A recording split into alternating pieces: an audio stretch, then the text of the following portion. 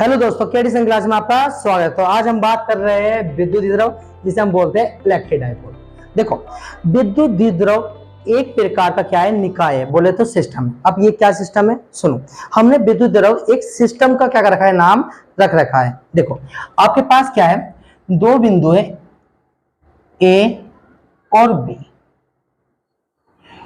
और इनके जो बीच की दूरी है वो फिक्स है 2 है। सही है। इस बिंदु पर Q1 आवेश और इस बिंदु पर Q2 आवेश। सही है। परंतु एक प्लस का और एक माइनस का, कोई दिक्कत तो नहीं है, हाँ या ना। तो जब ये सिस्टम बनके तैयार होगा, इस सिस्टम को आप क्या नाम दोगे, विद्युत द्विध्रुव बोलोगे। यानी विद्युत द्विध्रुव एक सिस्टम का नाम है, एक निकाय है जिसमें दो बराबर आवेश होते हैं, एक समान आवेश होते हैं परंतु विपरीत प्रकार के आवेश होते हैं। ये प्लस का है तो ये माइनस का है। एक समान आवेश होंगे, अगर ये 5 माइक्रोकूलम का है तो ये भी 5 माइक्रोकूलम का होगा, परंतु विपरीत प्रकार के होंगे, एक प्लस का होगा तो एक माइनस का होगा, और जो एक दूसरे से 12 दूरी पर क्या होंगे, स्थित होंगे। तो उस निकाय को आप क्या बोल लेंगे, विद्युत द्विध्रुव बोल लेंगे। यानी मैं अगर आपसे अगर रात को 3 बजे उठा के बोलूं कि विद्युत द्विध्रुव क्या है, तो तुम बोलोगे कि विद्युत द्विध्रुव क्या है कि दो बिंदु है ए और बी।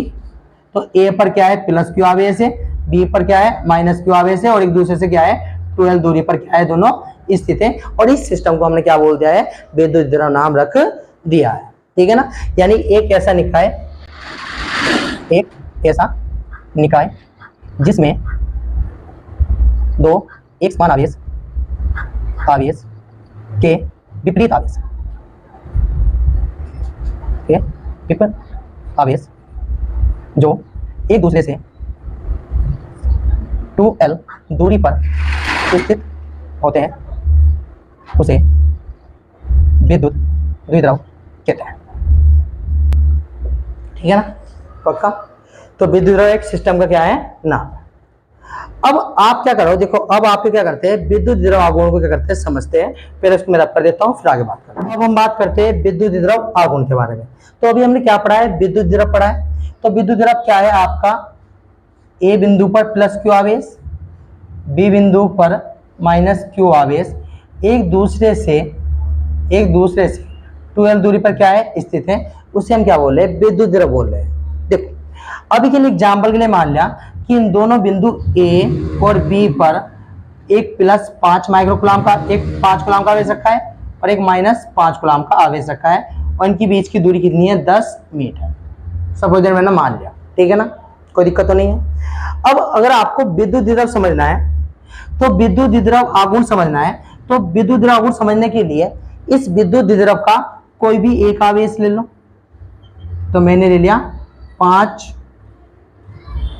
कूलम, यहां ले लिया मैंने Q। सही है। विद्युत द्विध्रुव का कोई भी एक आवेश ले लो, विद्युत द्विध्रुव का कोई भी एक आवेश ले लिया आपने Q, और यहां ले लिया आपने 5 कूलम। अब इन दोनों आवेशों की दूरी ले लो। अब इन दोनों आवेश की दूरी कितनी है, यहाँ 12, और यहाँ कितनी है, दोनों आवेश की दूरी कितनी है, 10 ले ली। आपने क्या करा, विद्युत द्विध्रुव का एक आवेश ले लो, विद्युत द्विध्रुव का एक आवेश ले लिया, और उन दोनों आवेशों के बीच की दूरी ले लो। उनकी बीच की दूरी कितनी है, 12, और यहाँ कितनी है, 10। सही है। अब इनका क्या कर दो, गुणनफल कर दो। इनका क्या कर दो, गुणनफल कर दो।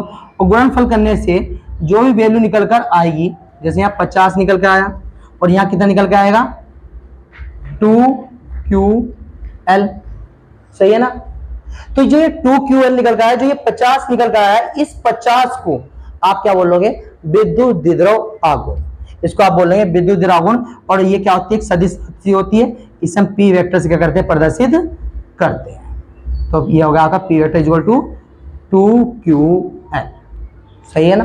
यानी कि विद्युत द्विध्रुव का कोई एक आवेश और दोनों आवेशों के मध्य दूरी के गुणनफल के बराबर कौन होता है, विद्युत द्विध्रुव आघूर्ण। इस बात को मैं लिखता हूं। हाँ दोस्तों, इसकी थोड़ी सेक्शन लिख दीजिए। देखो, विद्युत द्विध्रुव का एक आवेश का परिमाण और दोनों आवेशों की मध्य दूरी के गुणनफल के बराबर होता है, उसे हम बराबर बोलते हैं विद्युत द्विध्रुव आघूर्ण कहते हैं। और ये एक सदिश राशि होती है, इसे P वेक्टर से प्रदर्शित करते हैं। सही है।